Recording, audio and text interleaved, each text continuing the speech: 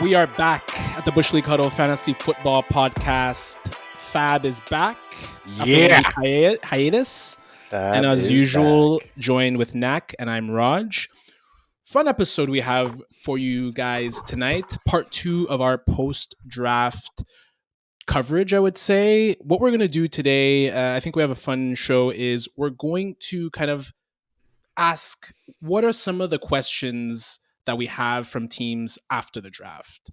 Oftentimes, the draft free agency can tell us what teams think about a player or a team. We're going to look at that from a fantasy perspective. So we're going to have about 12 or so scenarios, 12 or so teams we're going to go through. I am going to lay out those scenarios. Nacc and Fab are going to agree, disagree, and debate on what we think of certain situations post-draft. Before we jump into it, as usual, please like, follow, subscribe. You know the typical mediums: TikTok, Instagram, Spotify, YouTube. Please do us a big favor. It'll help us a lot. Next week we have Dynasty Mock Draft. We're going to foray into the Dynasty space for a little bit. And then we're going to have a great amount of off-season coverage for you all as we get closer and closer to fantasy drafts and the football season slowly coming away. So let's get into it. First scenario that we have. So Saints QB room. Statement I have is that Derek Carr is undraftable. So with the Saints drafting Spencer Rattler in the fifth round last year, and then adding Tyler Shuck in the 40th pick this year, I think the QB room is crowded, and I think Derek Carr is completely undraftable this year in fantasy. What say you, Fab? Well, first of all, it's so nice to be back, surrounded by you gentlemen. It was the longest week of my life, even though it lasted 7 days. In regards to your question, Roger, very, very astute, very well worded. Thank you very much. The answer is yes. He comes back and he uses astute. That is correct, sir. Derek Carr is undraftable. Yes, 100%. He was undraftable even last year, to be honest with you. I mean, when the only scenario where Derek Carr is draftable, and next year is not it, because I think I think it's pretty much confirmed that he most likely will miss the majority of the season. And I've been reading some rumors, and I've been on the Twitter mill and all that stuff. It seems as if Tyler Shuck is expected to be QB1 next year. So for me, obviously next year Derek Carr is definitely undraftable. In a 2 QB league, in scenarios where you need guys on your bench because you start 2 QBs every single week like we do, yeah, Derek Carr can be draftable, but not next year. I think next year he's undraftable. And I also think this might begin the end of Derek Carr as a New Orleans Saint as well. Nacc, what say you? Yeah, I don't know if I'd go all the way to undraftable. We know how valuable QBs are, and there's 60 or 70 or so a year that start an NFL game, and that number always jumps or stays pretty stagnant at that 60-ish number.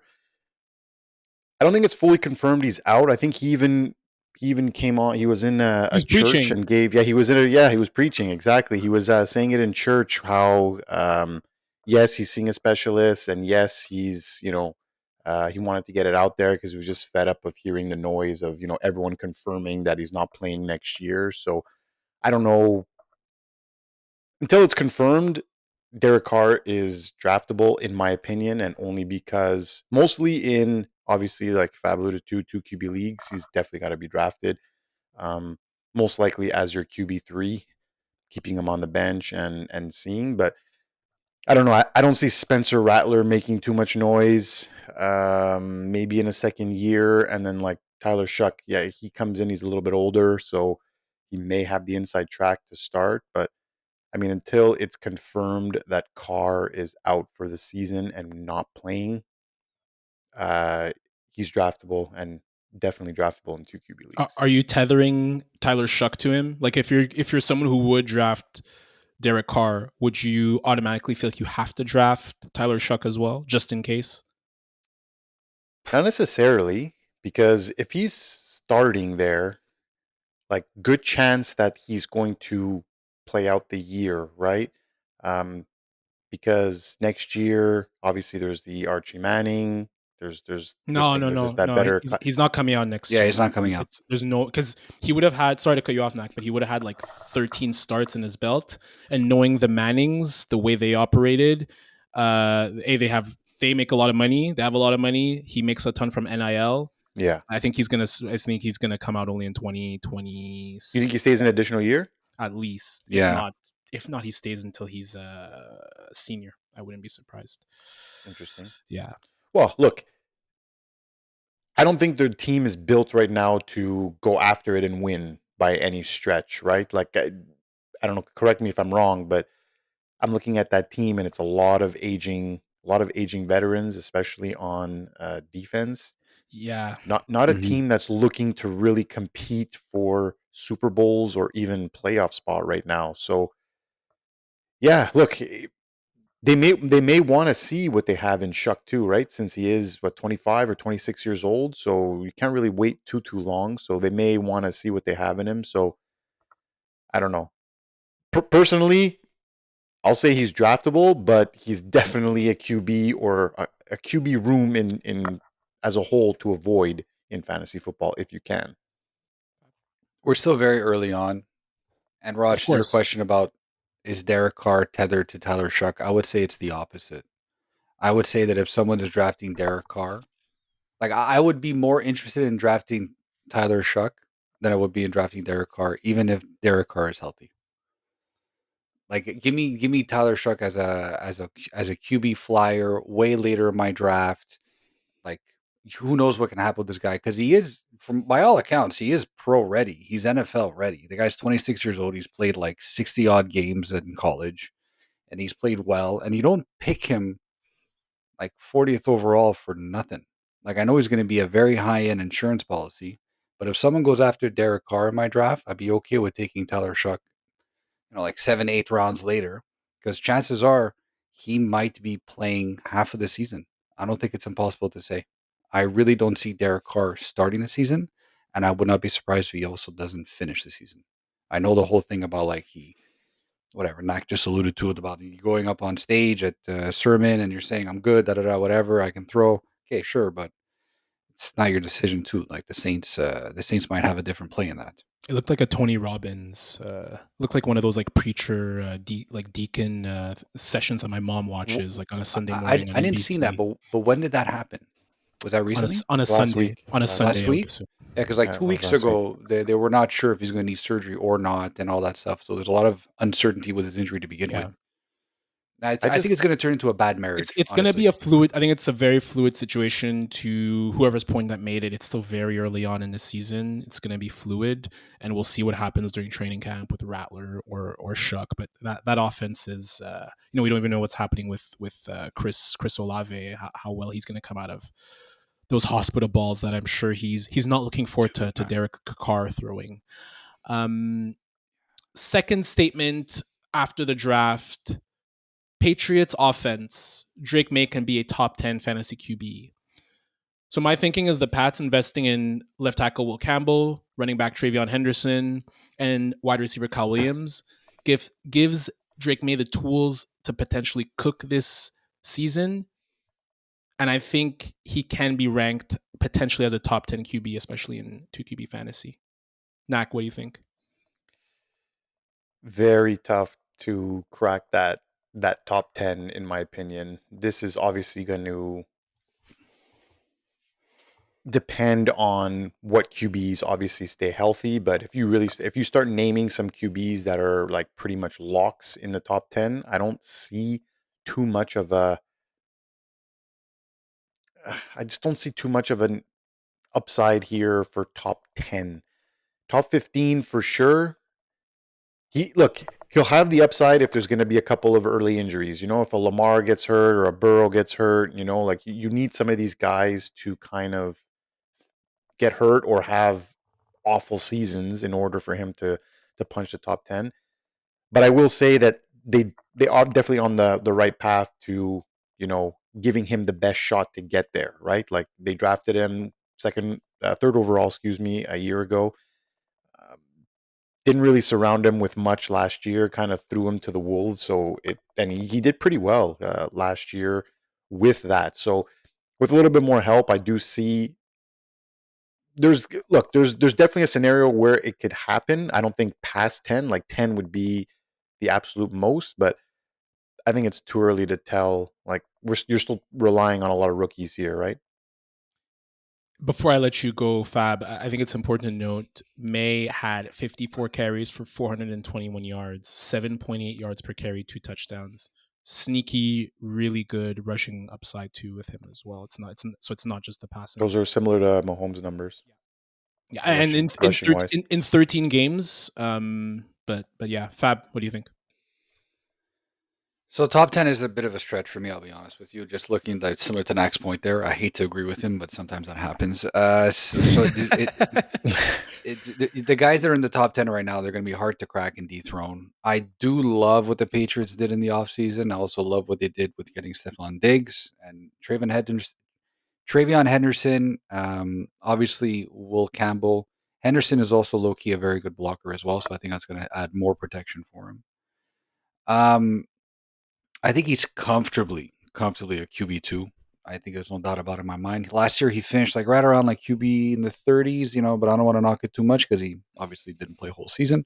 But even if you look at his points per games, like he was very much like low-end QB2, high-end QB3. I think this year he can definitely make the jump to a mid-tier QB2. I also don't know what to expect with Vrabel as a coach with regards to how he's going to unload on that offense. I know Josh McDaniels is still the OC there, and I have my feelings about Josh McDaniels, but by all accounts, he is a good offensive coordinator. I hope you're listening, Mr. McDaniels.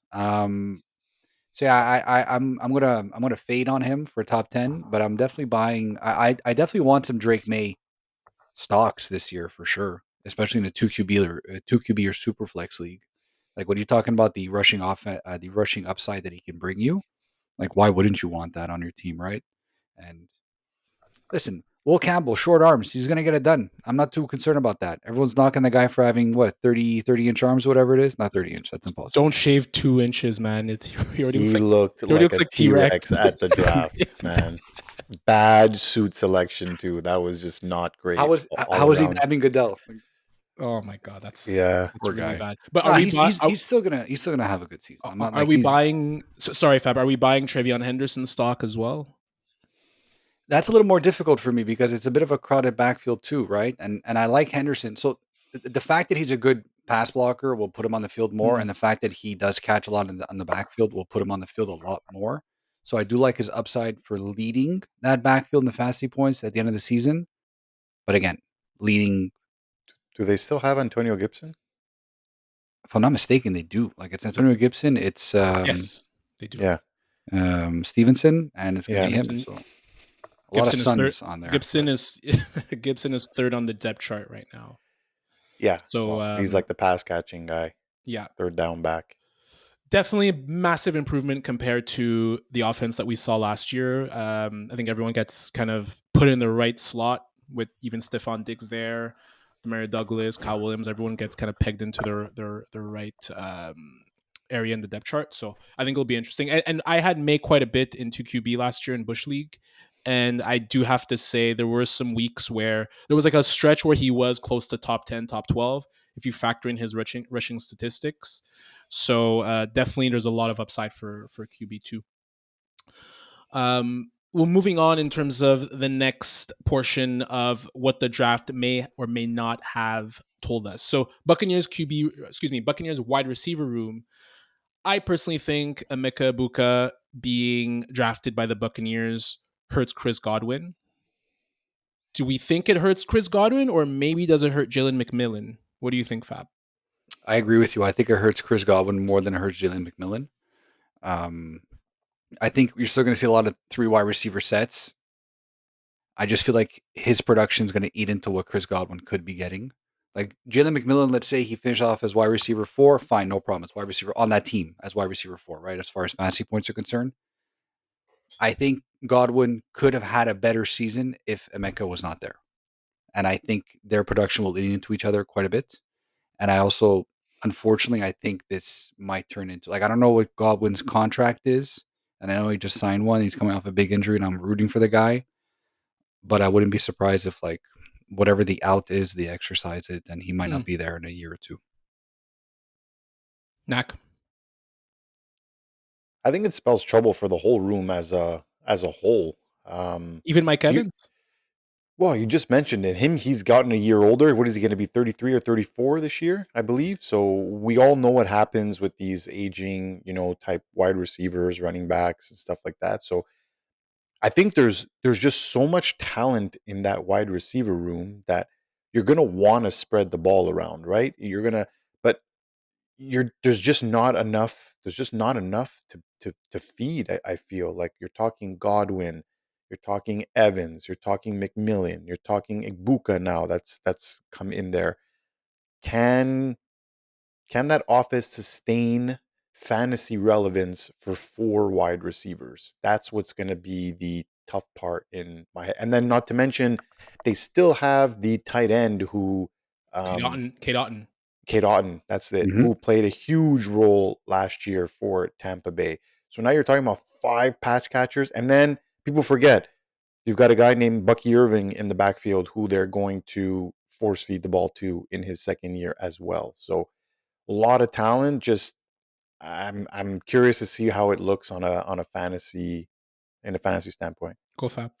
This doesn't sound so much as we should be looking at how this is going to be fading certain wide receivers. We should be looking at how this is going to be boosting up Mr. Baker Mayfield. He finished as QB4 last year. Roll your eyes, Roger. You know I'm right. He finished as My God, he's got a glazing love affair. This guy. glazing of QB4 Baker. last year. Actually tied QB3. He tied with Joe Burrow, who was like a man on fire last year. I can't wait till Fab doesn't get Mayfield this year, and then I'm he just just saying. wants him to tear his ACL every I'm just weekend. saying. I'm just saying. No, I think I'm permanently a fan of Baker Mayfield. I We'll think see. Do Well, you have, honestly, do you have ownership stock on Baker Mayfield? So I don't. the name of the owners of the Buccaneers, they're named the Glazers. Like, as in like Joe Glazer and all that. As in Malcolm Glazer, as in that's the amount of glazing you're doing on Baker Mayfield. Oh wow, that was such a reach, Raj. Jeez, that was just reach. That was such a reach on that. it's just in his players in general. You just gush over them, and then for the whole Hey, off man. season, then you have a new team, like my and then players. you gush over all over them I again. like because the problem is, and it's not really a problem, but I'm sure like It's a problem. I'm sure like most fantasy football players, you do get personally invested with your team, i.e., you find out about how they're performing, where their injuries are, where they're coming from. So for me, Baker Mayfield's very much a success story, right? After what he did in Cleveland, and then he went to Carolina, and then LA, and now he's doing really well. Yes. Every person on your team has no flaws, Fab. They're all No, Superman. that's not true. No. I drafted Kadarius Toney a few times. He has a lot of flaws. Or former Giants wide receiver because now he's retired and Super He Bowl was champion. drafted. He's a rapper now. He's a rapper. We should call him by his rap name. Which is Who gives Lil a Tune? I have no idea. I think it's Godwin just because of the way the play style that Egbuka has. I think it's a lot of yards after catch, which is a lot of what Chris Godwin can do. A lot of catches at the line of scrimmage and then making something happen. I will say though, I was still, and we talked about it, Nacc, last week when we reviewed the draft, was still a bit dumbfounded by the pick. McMillan, his last 5 games, 7 touchdowns. I think he was hovering around like a 20% target share, looking really good as more of like a pure slot receiver. So I think we'll see where it goes. I just don't see Mike Evans being affected because he's still going to be more of the downfield. He's threat. that X, He's that X, exactly. Yeah. Like he doesn't move around in the formation, right? So I think maybe lastly, one sneaky person who might be affected is Rachaad White. Does he maybe get less PPR targets, less short intermediate targets out of the backfield? We'll have to see. Again, another fluid situation that will depend on what happens in training camp. Okay, so fourth statement. This is regarding the Jets. So the Jets, I think that them drafting Armand Membou means a run-heavy attack is back for them. So according to PFF, in 2023, the Jets averaged 7 yards per carry on runs to the right, 7 yards per carry. In 2024, that dropped to 4 yards per carry. And we obviously know Membou is going to feature on the right side. He was drafted specifically to be a right tackle. Nacc, does this mean promising signs for Breece Hall and the Jets going with more ground and pound, especially with Justin Fields at QB? Potentially.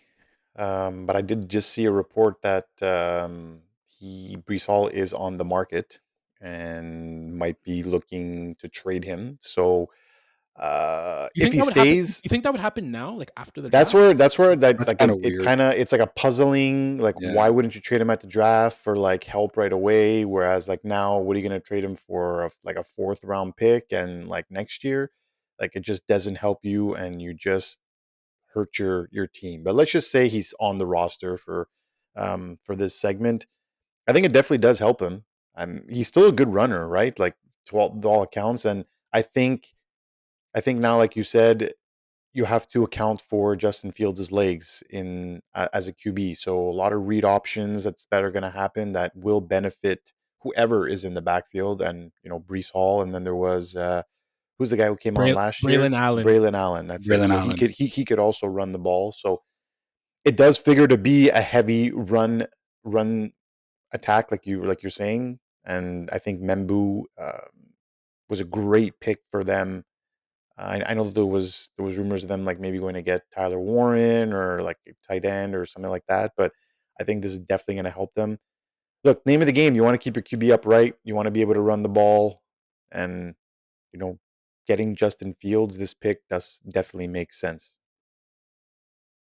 That is a beast of a right side. With they also have guard Elijah Vera Tucker, who's been a really good right guard over the past few years. So that becomes a really, really strong offensive line on the running front. Did they get Mekhi Becton? Oh no, he went to the Chargers. Mekhi Becton, yes. Yeah, sorry, I was mistaking him for another guard. I'm fading a little bit of Breece Hall, to be honest with you. Last year we spoke about being top 3 running back, and like after the first game, we were hitting on our projections. I think he's more of a RB2 this year. I'm not really sure what to expect with Justin Fields as a quarterback, to be honest with you. I'm sure there's gonna be a lot of RPO, but I wouldn't be surprised if there's a lot more R's in the P's of that RPO, and which might obviously hinder Breece Hall a little bit. I like the draft pick. I think he's a stud, Membou, and I wouldn't be surprised if this is better for Allen than it is for Breece Hall. To be honest with you, like net positive more for Allen than it would be for Hall. So for me, is this promising signs for Breece Hall? I'm neutral with it, to be honest with you. It's I'm still holding Breece Hall in a RB2, high end RB2, but still RB2 level category. Is Braylon Allen draftable? Braylon Allen, in my opinion, is draftable. Yeah. I think he's carved a role in that offense, and you saw it last year. Like everyone thought that Breece Hall, like us included, was going to be pushing for wide receiver, running back 1 numbers, like overall. And Braylon Allen was good. He was really good. I think there's going to be too many of these rookies that get drafted before a Braylon Allen does, because the class was so good, and there's going to be a lot of them up for grabs. For sure. I think I'd rather take a flyer on Hendrickson, potentially, or even I know we're going to talk about them later, but the Browns duo that they got too before Braylon Allen, I feel. Yeah, look, guys, the only thing I'll say is this is the Detroit Lions regime that's coming into the Jets. Last year was a top 5 rushing attack in terms of attempts. 2023 was a top 8 rushing attack in terms of attempts. So whoever's running the ball, whether it's Allen or Breece Hall or someone who's getting traded, to me that's an offense worth investing, because the regime there, they want to run the ball. They want to run the ball to set up the pass. So to your point, Nacc, it will be interesting to see who that running back is, however. We will move on out west to the Raiders wide receiver room. Confidence in the current guys. That's what I'm seeing after the draft with the Raiders. So the Raiders only added Jack Bech in round 2. Bech.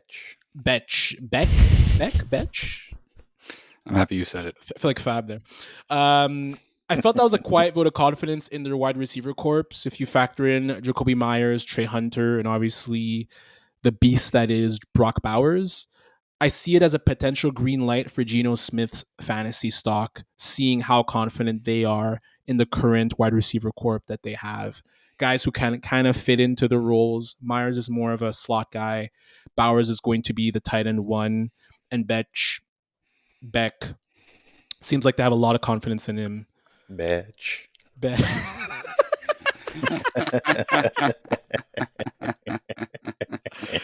He was a 90 catch guy, 1,000 yards at TCU.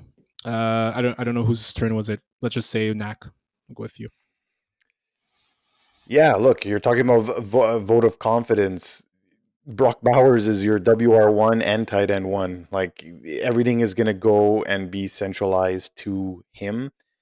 And yeah, definitely for Geno Smith fantasy value. And I mean, Jakobi Meyers doesn't get enough respect for the player that he is. Yes. You know, New England, you're searching for a wide receiver and quick to throw him out the door, but you know, they didn't realize that they didn't have a QB throwing the balls, and that was kind of the reason why. But I think he gets the most disrespect, or one of the biggest disrespects among wide receivers, you know, wide receiver 2s or 3s on the team. He's very good. Yes. And I don't know, when you have him, Trey Hunter looked pretty decent last year as well. So, and like I said, you throw in Brock Bowers, who's just going to be, what did he have, 150 targets last year? Like, good on them for having confidence, and it just boosts the room, right? Like a wide receiver seeing that, and you know, going into the years, like, okay, they've got confidence in me to show up and show out. So yeah, I don't know. I think there's something brewing in Vegas, and it's the first time we could say that in a little while. My apologies. It's Trey Tucker, not Trey Hunter. Trey Tucker, with the Raiders. Tucker. That's it. And obviously, there's Ashton Genty, right? Like exactly. Yeah. Don't even forget, they just boosted. They just got a huge player out of the backfield too, right? Who could catch balls. So I don't know. They've got a nice little offense going there. They do. They've been a QB away for a while, and look, Geno Smith may not be that guy, but best QB they've had on the roster for a while. So Fab, Geno was 4th in the league last year in passing yards, 4,300 yards, only 21 TDs. He had the 59 INTs. We know the offensive line issues that they had last year. The biggest issue as a Geno Smith owner all year was the red zone offense. And I think having a guy like Bowers, bona fide tight end, I think having a guy like Jakobi Meyers who could find holes in tight spaces, and obviously Ashton Genty, I think it's going to be a huge boon for him. I don't disagree at all. Don't forget that Chip Kelly now is running the offense, right? So great call. You can't discount what he can bring to Geno. I don't think he's ever had an offensive coordinator like Chip Kelly before. Just go back to Jack Bech. So he actually had 62 receptions for 1,000 yards. Kind of gives me the impression that this guy digs the long ball a little bit more than maybe Jakobi Meyers does. So I think that will actually help to open up the field for Geno Smith. Actually, I didn't know much about Jack Bech. It's going to be Jack Bech for the rest of the season. I'm sorry, Jack Bech. I didn't know much about him, I'll be honest with you. And the fact that they took him in the second round kind of leads me to believe that like they wanted him. Yeah. I don't know necessarily if they were drafting him for a position of need, but more because of they saw value, and maybe they saw the run on wide receivers and they wanted to get their guy before, you know, the guy got picked up by somebody else. But that's more telling to me, I think, than anything else. And I think this is definitely a green light for Geno Smith's fantasy value this year. I like the moves that they did, and I like the coaching changes that they did, and it's going to be very exciting to watch Geno Smith perform live when we go see him in Vegas. Indeed. I was on the Raiders Reddit thread, and it is pronounced Besh. Jack Besh. Oh, that's boring. Yeah, I'm just going to call him Besh. Besh. We're calling him Besh. Sounds like a burp. Besh. Raiders quietly had a really good draft, I would say. Yeah, I would agree. I think they plugged in a lot of holes, whether it's wide receiver, running back, offensive line. That organization has really turned around the last 2 drafts, I want to say. they've picked up the right guys. They're really drafting for value instead of positional need, and you can see that it's really taking hold of what it's doing to that organization. The Pete Carroll factor, indeed. Yeah, for sure. The Cowboys. Our friends, the Cowboys. We all felt either they should have drafted a running back higher, or maybe signed a wide receiver, or drafted a wide receiver. They did none of that. Fab, I personally think the fact that the Cowboys didn't draft a wide receiver, Amari Cooper notwithstanding, means that CeeDee Lamb has another shot of being WR1 in the upcoming season, being peppered with targets with no other option there. What do you think? Is that the question? Yeah. Resounding yes. 100%, without a doubt. I don't see how you can't assume that CeeDee Lamb will be wide receiver 1 overall next year. Over Chase, over Justin. Yeah, for sure. Yeah. Listen, Chase had a fantastic season. He won the Triple Crown. I mean, how many times have you repeated as a Triple Crown winner? Never. Thank you. So, like, the likelihood of that happening again is I don't know how minimal. many people repeated as the number one wide receiver. Or even the number one running back, actually. I don't think that's ever happened either.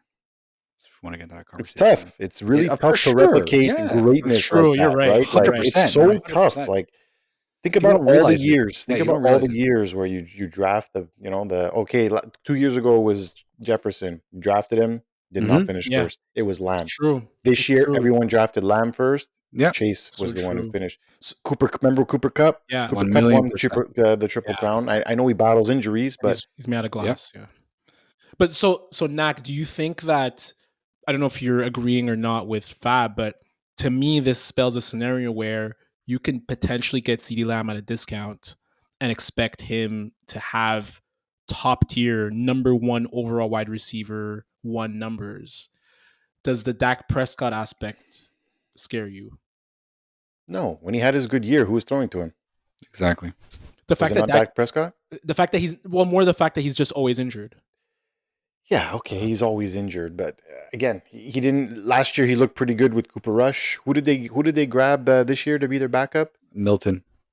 There we go, Joe Milton. So he's got an arm on him, and he looked pretty good in that season finale last year with the Patriots. So yes, and to your point, the recency bias plays, right? So people are going to come into drafts, and he didn't finish where he was supposed to finish last year, and he may slide. It's just this. It's the syndrome that happens with all of these players, right? Like, okay, he was the best player last year, Jamar Chase. Like, I figured Jamar Chase to go either first overall in regular 1 QB leagues or in the top 5 in 2 QB leagues, right? So just as last year you drafted second, you took CeeDee Lamb in our 2 QB league, right? Because he was the best wide receiver the year before, and he didn't. Okay, not that he dropped off terribly, but he didn't live up to that WR1 status that he contract too. The contract. Yeah, exactly. He was hurt too, right? He missed the last part of the season. Yes, so a shoulder injury. I do agree that you could probably get him, not a huge discount, but you could probably get him at a discount with the high potential if him and Dak stay healthy, that, and even if Dak goes down, that he could be the number 1 wide receiver again. Fab. Yeah, I agree. Like, the discount that you're going to get for him is going to be, instead of wide receiver 1, you're going to get by wide receiver 2. I think I don't think it's going to be much more of a discount than that.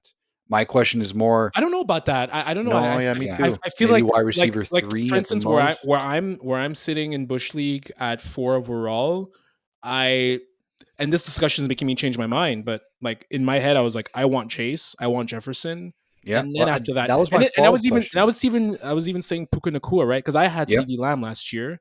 But to Nack's point, there's always a recency bias, especially when you have a player that didn't maybe live up to the expectations you set up. For sure. And that was actually going to be my next question. Like, right now, if you had to choose your first wide receiver 1 off the board, who is it? Is it Chase, or is it CeeDee Lamb, or is it Justin Jefferson? It's Jamar Chase. To me, it's Jamar Chase. Like like you're gonna take Chase. Like, is he gonna repeat as the wide receiver 1? It's unlikely, I would have to say, because it's tough to do. Dude, he had 20 something touchdowns last year too. Like, like that production is so hard to replicate. Like Well, he to could have still reproduce wide receiver 1 overall numbers without winning the Triple Crown. Yeah, 100%. But I'm Yeah. saying he had the most receptions, most yards, most Yeah, touchdowns. no, So for like sure. he can win the the wide receiver one without winning the triple crown. That obviously has happened, but For me, 23 touchdowns, like yeah, that's a no. lot to do again. For me, Jamar Chase is the safest out of the three. Guys, Safest in the sense that Joe Burrow, like fine, like fantastic. You know what I mean? Like we still don't know yet what JJ McCarthy is going to do with Justin Jefferson and I'm not worried about Dak him, man. Dak And neither am Prescott. I. Not worried about Dak Josh. Prescott. I'm just saying from a Yeah, from a okay. ceiling potential, And CeeDee Lamb, obviously he is very much tethered to Dak Prescott. And we Yeah. all know how injured he does get on a regular basis.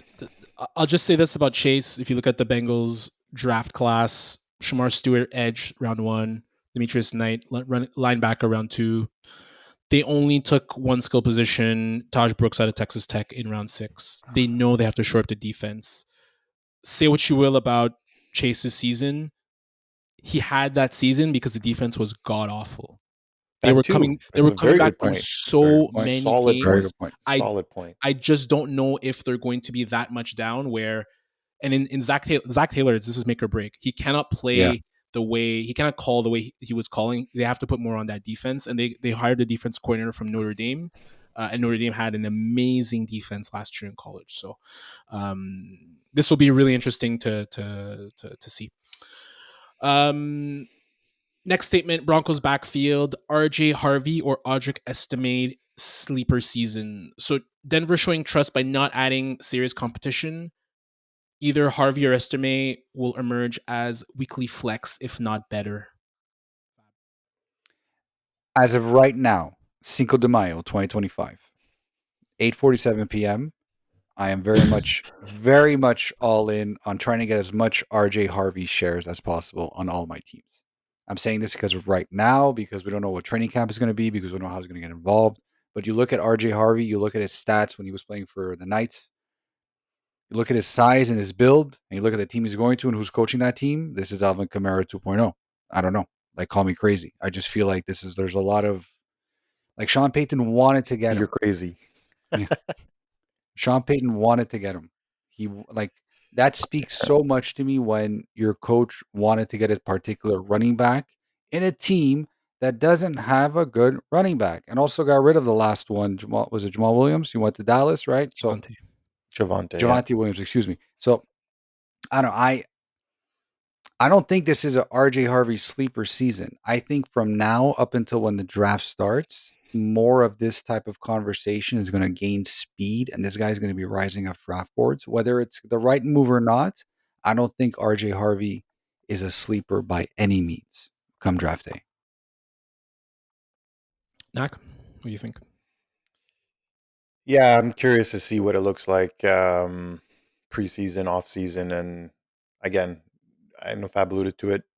Peyton's got his guy, so Estime was like up and down last year, right? He was injured a lot. I feel like he had he Wasn't showed any consistency. flashes, but it was like inconsistent a bit. So Not very efficient.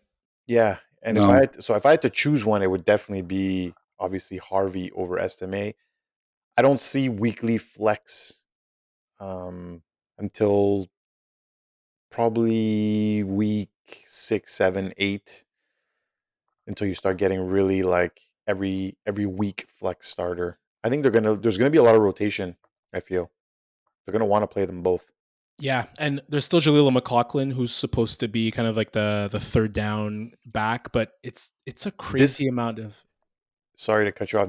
This has the feeling of like 1 week Harvey, 1 week Estime, I 1 week Harvey, 1 week Estime, that's where I was alluding to, where it's like Sean and then Payton is McLaughlin sprinkled in.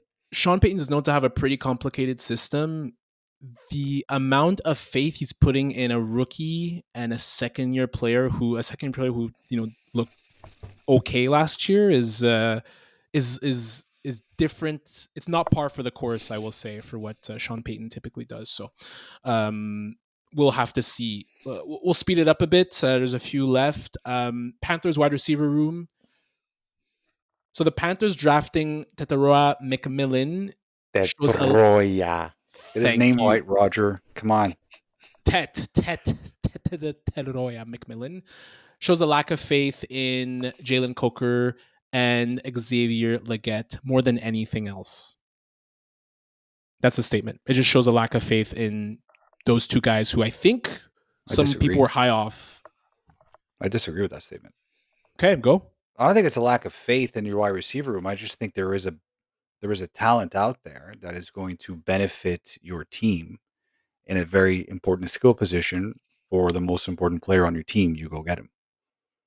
Like, fine. You want to talk about how, like, I mean, and they can definitely use depth. Like, they have, what's his name? Adam Thielen. Adam Thielen, who's getting longer in the tooth. Thank you. Jalen Coker and Xavier last year, I think you said. Yeah. Oh, yeah. So, that's sad. Like, why not get a guy who's 6'4" with the body of a Mike Evans, and who's going to be helping your wide receiver, your quarterback when he needs help the most? I don't know. I don't see this being as a no faith in Coker Leggett. I see this as a you get your XY receiver for your guy. Yeah, I think that's what it's well. So I don't think I think they're still high on Leggett, but I don't think they see him as that alpha WR1 on the team. I think he's more of a solid 2 on the team, and Coker is probably that 2-3 wide receiver as well. So they just wanted to get that alpha X receiver. He was there. I don't think it. I don't know. I'm not sure. I'm not sure the word doubt is the right one I would use. I think the amount of raccoons that Xavier Leggett has been eating lately. He was like trying to get it, like he was waiting for me to be done to get that. I was gonna mention. I had my hand up. I had my finger up. Like, hold on a second. I got a joke. I was gonna mention it, but I'm like, you looked way too happy to say something, so I'm like, I'm not gonna take it away from him. The coons, man. You gotta get the coons on Thanksgiving Day. You gotta get the coons. God bless Xavier Leggett. Honestly, God bless him. I hope he stays in the NFL forever. Can you do the rest of the podcast in the voice? No, absolutely not. That was a one and done. We already can't understand him. Moving on to the Browns. So I personally think the Browns skill position depth makes their QB situation interesting. So hear me out. Quinshon Judkins, Dylan Sampson, Cedric Tillman, Jerry Jeudy, David Njoku. Cleveland kind of loaded up, maybe. You know, they added 2 running backs who, let's see what happens there. Where's the I think whoever starts at QB could maybe have a bit of upside. Oh, come on, Roger. A bit of fantasy upside for midseason. Okay, I'll play along. Which QB is it? And that's going to be the challenge. Personally, I think I would see more of an upside if it was Shooter Sanders, just for the accuracy perspective. I wouldn't even. He's back. I wouldn't even have said Sanders. Go. If I choose one of them, but apart from that, I don't really see. Mind you, I was looking at the offensive line for Cleveland, and they're a little bit middle of the pack. I didn't see them add any offensive tackles or offensive guards during the draft, so that leads me to believe that their offensive line won't be that great. So if you're a rookie quarterback starting behind that line, it might be a little bit challenging, regardless of who it is that you're throwing to. I mean, I think Sampson was pretty good in pass pro, but is it intriguing? Sure. You know, it's intriguing. Like anything that's relatively mildly intriguing is intriguing. Like I'm not. What? This isn't interesting. This. Yeah, go back to your Leggett voice. Come on, man. I got to get coons going on over here. You're intrigued over here with Jerry Jeudy on it. Jungles and Sampson. Come on, man. Cleveland Browns. Cleveland David Njoku. I am staying. Oh, wait. That was pretty good. I'll give you that. That was definitely pretty good. I am staying away from everything Cleveland Browns. 4 QBs are going to start a game this year. Like, it's going to be insane. Like, people are saying that Flacco is going to start the year. If you're starting the year with Flacco, dude, come on. That's just... You're the 2nd overall pick, and you're starting the next season with Joe Flacco. I think that says a lot about the organization itself right there. I feel that probably Kenny Pickett does have the inside track. They declined his option. This is his last year. They might want to see what they have from him in terms of, are they going to re-sign him? Could he be a long-term option for them? But then you went ahead and drafted 2 rookie QBs in the draft as well. So I'm looking at Kenny Pickett likely starting, Joe Flacco behind, and then I don't know, what do you do? Is it who's on the practice squad or who's holding the clipboard, who's dressed as the emergency QB? I feel like it's a mess right now in that Yeah. QB room, and I don't think, and that's why, like, I don't want anything to do with it, because you're gonna be scrambling week in and week out on the wire on the next one to pick up, or you have to stack them all on your roster. I don't know. I think it's just a mess right now with the amount of bodies that they have in there and what they're gonna do with them. I can't wait for week 6, week 7, where someone's scrambling to pick up Joe Flacco and into fantasy. It's gonna happen. Of course it is. It's gonna happen. He's gonna play. Who's drafting Shakir Sanders in our league? That's what I want to know. Not me. Not me. I might bite the bullet. Why though? Hold on a second. No, we're gonna talk about that. No. One more. No. I don't want to talk about that. What I want to talk quarterbacks about in that room. That quarterback room has more players than like running back rooms do. It makes no sense to me. Just quickly, would the outlook have been a bit better if it was Travis Hunter at 2 instead of Mason Graham? The outlook for whoever the QB would be for the Browns? You mean? Not really. No. Okay. Not really. Okay. Personally, not really. Just because but you drafted Travis Hunter and you still went on to draft 2 QBs when you have Kenny Pickett and you signed Flacco and there's a Deshaun Watson still on your team. Like, to me, something just didn't add up there. Like, they did it for the publicity part of it, or like they wanted more circus. Like, I'm confused. You took Gabriel in the 3rd and then took another one in the 5th. It's funny if you look at the Browns Instagram page. Apparently, it's all Shakir too. Of course, it's nothing to do with Dylan. Yeah, we're like, you know what? We have enough. Whatever. We have so many draft picks. Like, let's just take it, and we want the circus. We want the spotlight on us. Jimmy has like they're hedging their weird. They're hedging their organization. It's very weird. It's not. It's definitely off. But if you think about it, they're hedging their bets in the most important position that exists in football. Which I like, but the way Washington did it made sense to me when they went RG3 and Kirk Cousins in the 4th. That made more sense because you drafted like the star, right? You drafted the guy that you knew was going to be amazing, and barring injury, like RG3 could have had a very successful career, right, as a starter. Yeah. So, but Nacc, they had a higher grade on Dylan Gabriel from what it said. Like that's their draft board. Like, lying or not, like, they had a higher grade on him. You know, maybe honestly, maybe they did. Who are we to judge? Yeah, we'll see.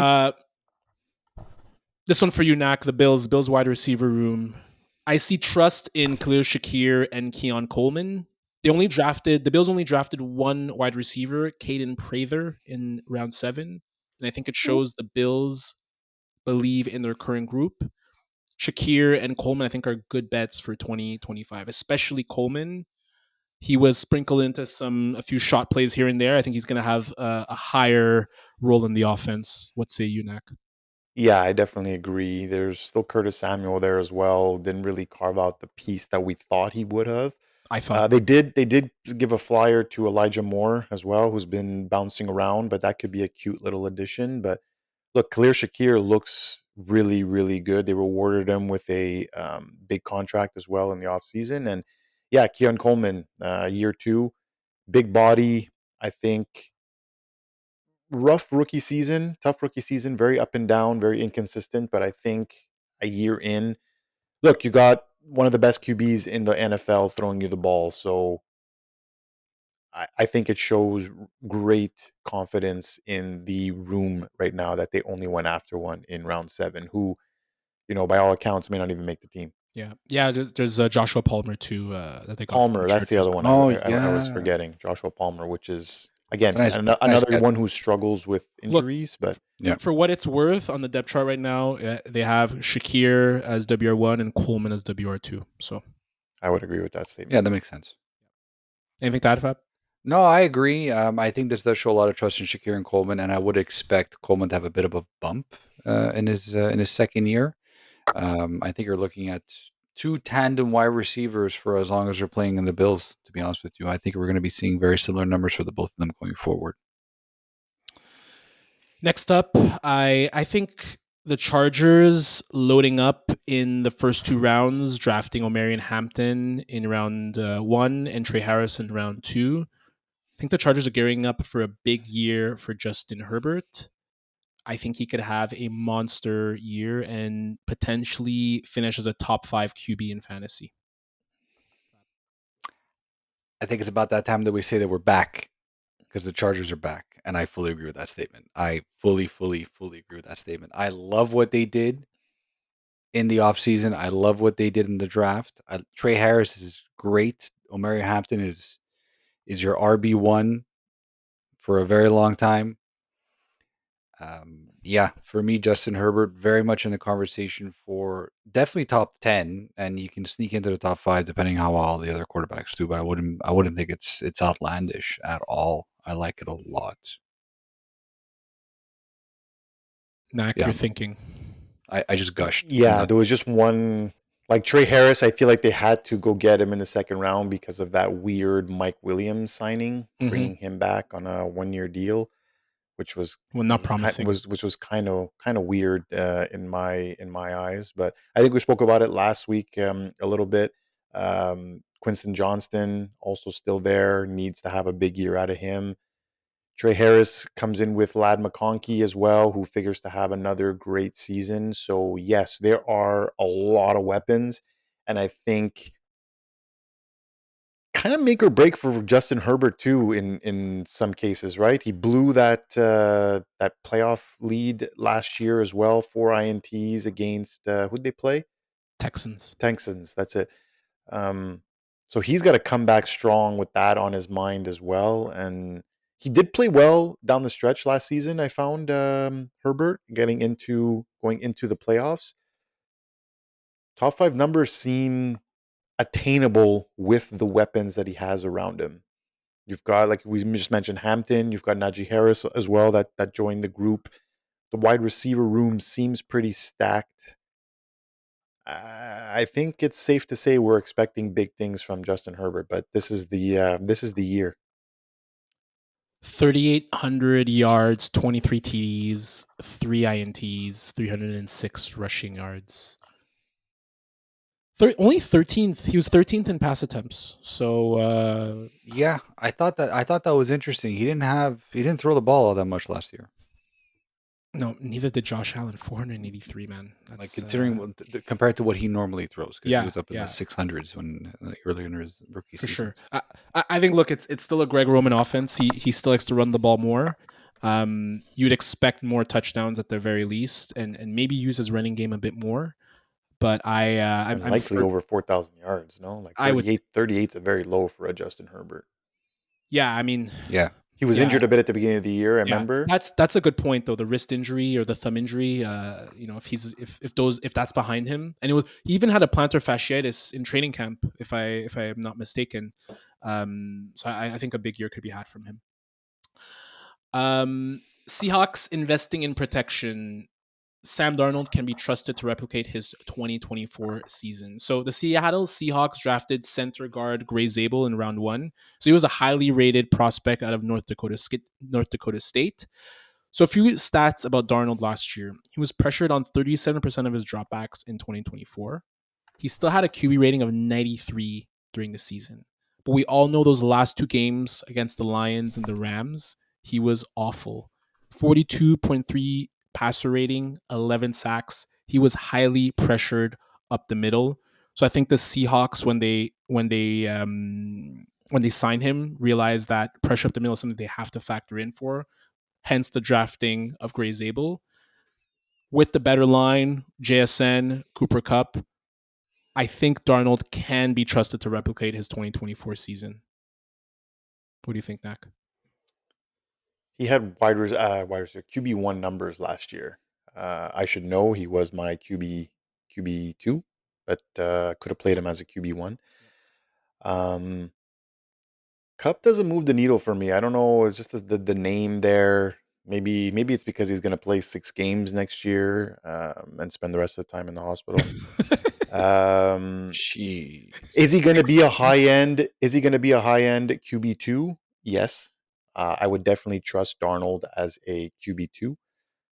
but QB1 numbers, relevance from last year, I don't think he can replicate 2024. And the pressure of him, I know that they can get out of the deal early as well. This is kind of like a 1-year deal on Darnold too. So there's a lot of Jalen pressure Miro. to perform. They drafted a quarterback right behind him as insurance. So I think that is going to add to it. And he's got less talent than he did in Minnesota, right? Like he had a boatload of talent in Minnesota. Addison, Jefferson, Aaron Jones out of the backfield. Who came on as well down the stretch for the Vikings wide receiver? Wasn't there another guy? I KJ. feel like No, he's with New England. KJ Osborne. I'll pull it up. anyways, it doesn't matter. I think that he doesn't have the like JSN should be that big body guy. Like he's going to be very very good. WR1 on the team hands down. But apart from him, again, Cup I like safety blanket type guy now, a little bit older, better O line, which is great, but lack of options this year compared to last year. I don't think he replicates, but solid QB2. It was Jalen Naylor. That's it. Yeah. Yes. He had some solid games down last year. Fab, before you interject, if you want to, the Seahawks did draft the tight end Elijah Arroyo, 3rd round. Very highly regarded tight end out of Miami who played with Cam Ward. So that might be an interesting player there who might emerge on that front. Yeah, not interesting enough for me though. Even though I do like that draft pick, but I have to side again with Nacc on this one. I don't think he's going to replicate. Relax. Even a broken clock is right twice a day. Relax. Here he goes. I think low end QB2. Honestly, I'm also thinking about the coaching change as well. We're going from KOC to Mike McDonald. I think the QB whisperer really had a huge effect for Sam Darnold. I know the offensive coordinator for the Seahawks is Clint Kubiak, Gary's son. I don't know how that's going to translate, but Kubiak does have he's been an offensive coordinator on quite a few teams, so I think he does come with a pretty good acumen. I just don't know, and I think it's more likely that we see more of a mid-tier QB2 than him turning into what he was last year, which was a top 5 quarterback, right? I mean, the fact that he's missing a lot more talent. And this is no knock on JSN or Cup, but when you go from Justin Jefferson to his wide receiver room now, it's huge. It's big. They might have a better running game. You can make the case they might have a better running game. You can make the case. You can make the case. Yeah, exactly. There's also that too, but you can definitely make the case of a better running game.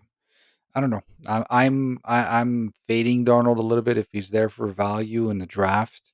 I can see him as a QB2. I'm not feeling great about it, to be honest with you. But then again, he could still provide some value. And he's going to start. He's going to start 16 games, 17 games, whatever it is. He's going to start. He's going to get you fancy points. I just don't see him reproducing what he did last year. One more quick bonus one. Dolphins O-line, I felt they are building toughness and trying to ease off Tua. They traded into the 2nd round. They gave up a lot to pick guard/tackle Jonah Savainea. I think it could show them looking at being more tough, less throwing of the ball, maybe relying more on Devon Achane and Jalen Wright. So I think that's one to look at because it just hasn't worked for Miami, the current formula of trying to put everything on Tua. And they have 2, I think, promising backs. And we know what happens when they go into the cold. They just melt. So I think it's a good sign that not only they got Savainea, but they also picked up Kenneth Grant in the 1st round. So I thought that was an interesting one as well. Any final thoughts, gents, before we get out here? No, I definitely agree with it. And I think aging Tyreek Hill, who wasn't himself last year, I know his hand issues, and then you have Waddle, who's also got injury concerns. So definitely got to lean on a ground game where you have, to me, your strongest position on the team. Could be a big year for Achane too. No Jeff Wilson Jr., no Raheem Mostert. Yep. So it is fully his backfield. That'll do it for us, folks. Thank you so much for joining us. Again, really good opportunity to just look through the draft, look at draft picks, and see what we can decipher out of that. As always, look forward to following us on Instagram, TikTok, Spotify, YouTube, Twitter, all the above. On behalf of Fab and Nacc, I am Raj, and we will see you again next week on the Bush League Huddle Fantasy Football Podcast. Let's go. Perfect hour. Well done. Well done. It's gonna be back, boys. I had to get I had to get a lot out of there in the first. Can you say that the offensive lineman's name? Jonah Savayanea. Yeah, well done. Well done. Me? Yeah, Savayanea. After he said That's it. an easy one. The Dolphins O-line, man. Come on, you get the Dolphins offensive guard. You know what I'm saying? Come on, man. Get the Coons back there. They got some Coons in Miami. Got some Coons. Peace out, everybody. Peace out. Don't call anyone coons in South Carolina, Fab. It's for raccoons. You'll get shot. I know what it. I know what you alluding to. One too many times. It's for raccoons, and he said, "Okay, all right." End the episode. Bye. Bye. See you next week.